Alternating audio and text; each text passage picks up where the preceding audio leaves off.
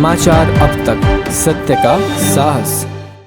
असं आहे, आज छगन भुजबळ साहेब या महाराष्ट्रातल्या महायुतीतले सगळ्यात सिनियर नेते आहेत आणि ज्याप्रमाणे संजय गायकवाडची जी क्लिप व्हायरल झालेली आहे, असं मला असं वाटतं की एका आमदाराने एका ज्येष्ठ मंत्र्याबद्दल असं बोलणं हे काही आपल्या महाराष्ट्राच्या संस्कृतीला न शोभणारं स्टेटमेंट आहे. म्हणून आणि सगळ्यात महत्त्वाचं, जे त्या शाळेमध्ये आमदार संजय गायकवाड मोठे झाले, त्या शाळेचे प्रिन्सिपल माननीय छगन भुजबळ साहेब राहिलेले आहे.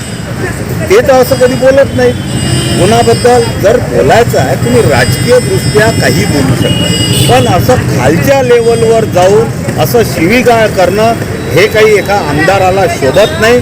जर यांनी माफी नाही मागितली, तर जर आमच्या वरिष्ठ लोकांनी जर सांगितलं की बा यांच्या विरोधात आपल्याला आंदोलन करायचं, तर आम्ही आंदोलनसुद्धा करायला मागं पुढं पाहणार.